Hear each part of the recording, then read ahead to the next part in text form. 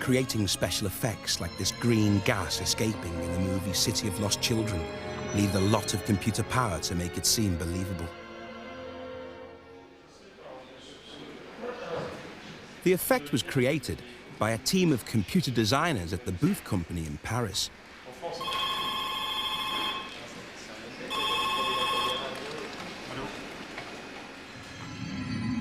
Real smoke wouldn't take direction, so the designers replaced it with smoke made out of thousands of computer polygons, blurred and matched with the tracking shot in the film. It was the first time anyone had managed to do it.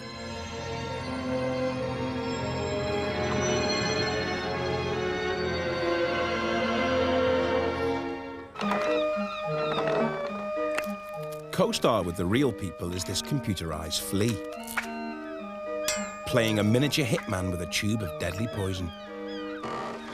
We made a sort of flea sculpture, a stand-in for the computerized flea. This is what we used during the filming to get the lighting right. And then we mixed the computerized flea with the live-action footage.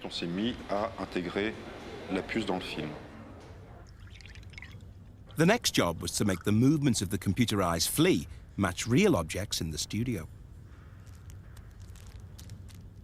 These computer effects lasted 4 minutes on screen, but took months to create. Using computers in the movies brings us images that would otherwise be impossible.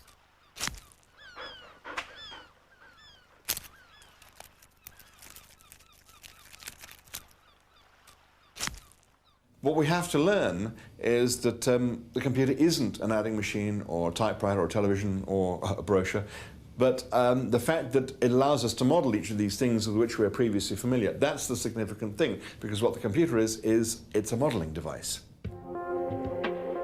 What this actually means is that a designer can feed, say, the vital statistics of a bird into a computer and can then manipulate its movement to create the illusion of flight.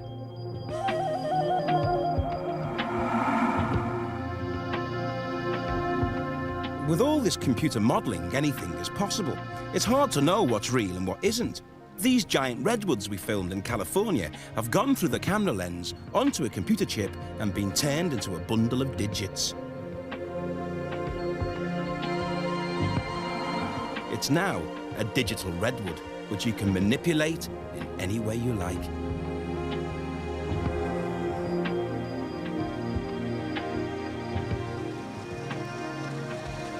If you've seen Close Encounters, The Abyss or Terminator 2, you'll have seen the work of designer Mark Dippe. The real world is what inspires him.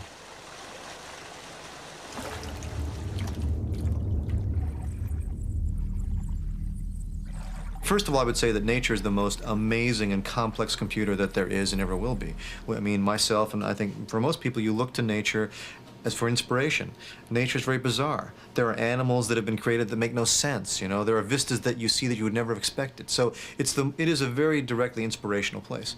What the computer allows us to do is to create things that maybe don't exist in nature, but for me, at least, there's no reason to replace nature. I mean, that is not the objective. It's to try and create things that I cannot otherwise see or create. So how would you do that in real life? It's virtually impossible. People tried things like taking transparent sacks and filling them with glycerin and hanging them from wires. Or people had crazy ideas like shooting streams of water stroboscopically and putting them together to make an animation. But it's just really impossible to get that kind of liquid beauty that is possible with water. The same principle is true for the liquid metal man in Terminator 2. It's again this form, this highly detailed reflective chrome surface that's changing shape from a blob to a man.